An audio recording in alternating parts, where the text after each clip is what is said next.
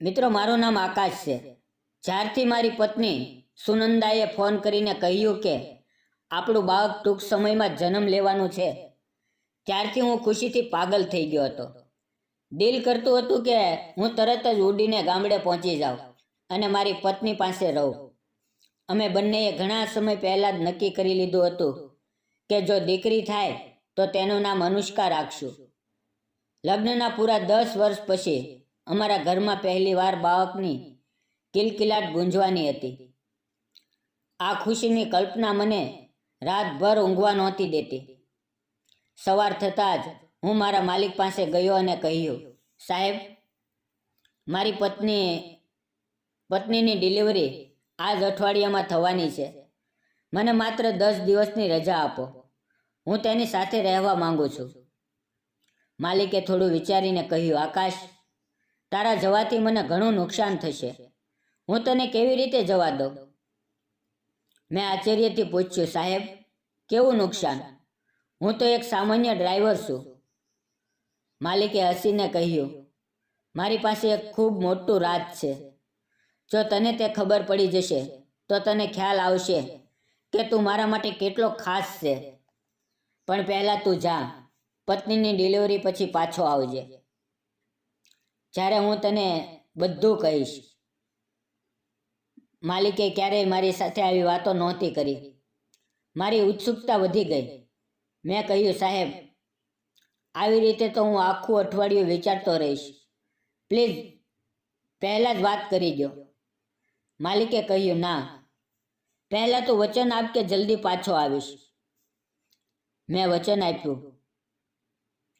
ત્યારે માલિકે મારા હાથમાં પગાર પણ મૂકી દીધો અને કહ્યું, દાઈએ કહ્યું હતું કે બેટી જ થશે. જા, તેના માટે કંઈક લઈ જા. મેં લાલ રંગની નાની ફ્રોક અને કેટલાક રમકડાં ખરીદ્યા. રાત્રે બસમાં બેસીને સવારે ગામ પહોંચી ગયો. સુનંદા મને જોઈને ખૂબ ખુશ થઈ. માતા પિતા પણ બાળકની વાટ જોતા હતા. મેં દીકરીની શોપિંગ બતાવી તો સુનંદાની આંખોમાં ખુશીના આંસુ આવી ગયા. તેણે કહ્યું, આકાશ, અમારી બેટી ખૂબ નસીબવાળી હશે જેને તમારા જેવો પિતા મળશે. રજાના 5મા દિવસે સુનંદાની તબિયત બગડી. અમે તેને હોસ્પિટલમાં લઈ ગયા. ત્યાં તેણે એક ખૂબ સુંદર બેટીને જન્મ આપ્યો. એ દિવસ મારી જિંદગીનો સૌથી સુંદર દિવસ હતો. 4 દિવસ પછી મને માલિકની વાતો યાદ આવી. મેં વિચાર્યું કે જે કામ માટે ગયો હતો તે પૂરું થઈ ગયું છે. હવે પાછા જવું જોઈએ. સુનંદા નારાજ થઈ, પણ મેં કહ્યું કે ખૂબ જરૂરી કામ છે. જલ્દી પાછો આવીશ. માલિકના ઘરે પહોંચ્યો તો માહોલ અજીબ લાગ્યો. ચોકીદારે કહ્યું, આકાશ, તને ખબર છે, માલિકનું અવસાન થઈ ગયું છે. મને વિશ્વાસ જ ન આવ્યો. મેં પૂછ્યું, કેવી રીતે, ક્યારે? ચોકીદારે કહ્યું, તારા જવાના બીજા જ દિવસે. તે દિવસે તે ખૂબ પરેશાન હતા. મારી પાસે આવીને પૂછ્યું કે આકાશની કોઈ ખબર આવી? મેં કહ્યું, ના.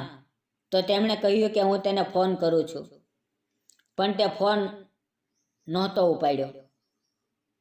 મને યાદ આવ્યું કે મારા ફોનમાં માલિકની મિસ કોલ હતી, પણ બેટીની ખુશીમાં બધું ભૂલી ગયો હતો. મને ખૂબ અફસોસ થયો. અંદર જતા માલકીનને મળ્યો.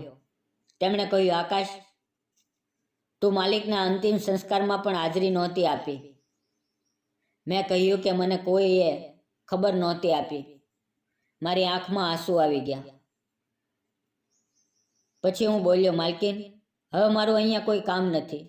હું ગામ પાછો જાઉં છું. માલકીન તરત બોલ્યા, ના, તું આ ઘર છોડીને ક્યાં જઈશ? માલિક પછી મને તારી જરૂર છે. મને તેમના પર દયા આવી. મેં નક્કી કર્યું કે જ્યાં સુધી તેમને જરૂર હોય ત્યાં સુધી રહીશ. રાત્રે નોકરાણીએ કહ્યું, માલિક તમને ખૂબ યાદ કરતા હતા. મને વધુ અફસોસ થયો કે માલિક મને શું કહેવા માંગતા હતા. તે રાત્રે માલિક મારા સપનામાં આવ્યા અને કહ્યું, આકાશ, જલ્દી ઉઠ અને મારા રૂમમાં જા. ત્યાં એક વસ્તુ તારી રાહ જોઈ રહી છે. હું ડરીને ઉઠી ગયો. ખૂબ વિચાર્યું, પણ માલકીનના રૂમમાં અડધી રાતે જવું યોગ્ય નહોતું લાગ્યું. સવારે સુનંદાને ફોન કર્યો. તે રડતી હતી કે અનુષ્કા રાતભર રડે છે અને તે એકલી સંભાળી શકતી નથી. મેં તેને સાંત્વન આપ્યું અને માલિકના અવસાન અને સપનાની વાત કરી. સુનંદાએ કહ્યું, મરેલા આમ જ સપનામાં નથી આવતા. જરૂર કાંઈ મહત્વની વાત કહેવા માંગતા હશે. તમારે માલકીનને સપનાની વાત કહેવી જોઈએ. તે જ દિવસે હું માલકીનને ગાડીમાં બેસાડીને ઓફિસે લઈ જતો હતો. ત્યારે તેમણે પૂછ્યું, આકાશ, તું કેટલું ભણેલો છે? મેં કહ્યું, 8મું પાસ. તેણે કહ્યું, માલિક મરતા પહેલાં કહેતા હતા કે જો મને કંઈ થાય તો આકાશ પર ભરોસો રાખજે. તે ખૂબ સારો અને સમજદાર છે. બિઝનેસની વાતમાં પણ તેની મદદ લઈ શકાય. પછી તેમણે માલિકની વસિયત બતાવી. તેમાં લખ્યું હતું કે માલિક પછી હું જ ઓફિસની જવાબદારી સંભાળું. હવે મારી સેલેરી લાખોમાં થઈ ગઈ. મને વિશ્વાસ જ ન આવ્યો. એક સામાન્ય ડ્રાઈવરથી હું રાતોરાત કંપનીનો માલિક બની ગયો. બધા કર્મચારીઓ મારી આજ્ઞા માનવા લાગ્યા. મેં સુનંદાને ફોન પર આ ખુશ ખબર આપી તો તે ખુશીથી ગાંડી થઈ ગઈ. પણ અંદરથી મારું મન શાંત નહોતું. કારણ કે દરરોજ રાત્રે માલિક સપનામાં આવતા અને કહેતા, મારા રૂમમાં જા.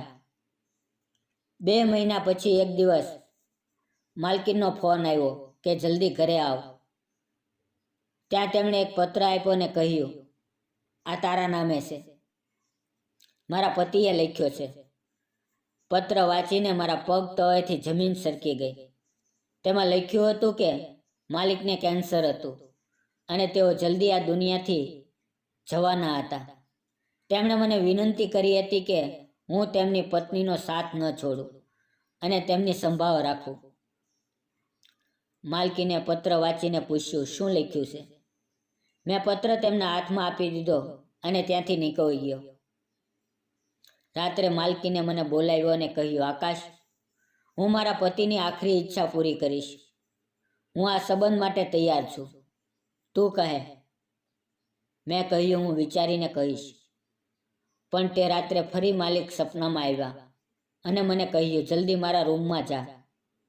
આ વખતે હું ઉઠ્યો અને સીધો માલકીનના રૂમમાં ગયો. અંદર જોઈને મારી રૂહ કાપી ગઈ. માલકીન ડરીને ઊભા થઈ ગયા અને બોલ્યા, આકાશ, આકાશ, હું તને ખૂબ પ્રેમ કરું છું. આ રાજ કોઈને ન કહેતો. આપણે લગ્ન કરી લઈએ. પૂરી સંપત્તિ તારા નામે કરી દઈશ. મેં કહ્યું, બધું સાચું સાચું કહો. તેમણે રડતા રડતા બધું કબૂલ કર્યું. આ પૂરો બિઝનેસ મારો છે, મારા પિતાજીનો. મેં રોહિત એટલે કે માલિકને દવા આપીને જીવતી લાશ બનાવી દીધા હતા અને ફરજી મોતનું નાટક રચ્યું હતું. કારણ કે મને તારી સાથે પ્રેમ થઈ ગયો હતો. પણ પછી ખબર પડી કે પૂરી સંપત્તિ રોહિતના નામે છે અને તેમણે વસિયતમાં લખ્યું છે કે મોત પછી બધું ગરીબોમાં દાન થઈ જશે. તેથી હું તેમને બેડ નીચે છુપાવીને રાખતી હતી અને દબાણ કરતી હતી કે વસિયત બદલો. મેં મનમાં વિચાર્યું કે જે વ્યક્તિની મદદ ભગવાન પોતે કરવા માંગે છે તેને હું તડપતો કેમ છોડી શકું. મેં માલિકને ત્યાંથી બહાર કાઢ્યા અને દવા આપવાનું બંધ કરાવ્યું. થોડા દિવસમાં તેઓ સંપૂર્ણ સ્વસ્થ થઈ ગયા. તેમણે મારો ખૂબ ખૂબ આભાર માન્યો કે તેમણે મારી જાન બચાવી. પછી માલિકે માલકીનને તલાક આપ્યા. પૂરી સંપત્તિ તેમના નામે પાછી કરી અને વિદેશ ચાલ્યા ગયા. જતાં પહેલાં તેમણે મને 75 લાખ રૂપિયા આપ્યા અને કહ્યું, આ તારી દીકરી અનુષ્કાના ભવિષ્ય માટે છે. તે મારી જાન બચાવી છે. આજે પણ હું વિચારું છું કે માલિકનું એવું કયું કામ હતું જે ભગવાનને પસંદ આવ્યું અને તેમણે તેની મદદ કરી. પણ પછી સમજાય છે કે મારનાર કરતાં બચાવનાર જ ખરો ભગવાન હોય છે. દોસ્તો, જો તમને આ કહાની પસંદ આવી હોય તો વિડીયોને લાઈક કરજો, ચેનલને સબસ્ક્રાઈબ કરજો અને બેલ આઇકોન દબાવવાનું ન ભૂલતા. ફરી મળશું આપણે આવતીકાલે એક નવા વિડીયોમાં. ત્યાં સુધી આવજો. ધન્યવાદ મિત્રો.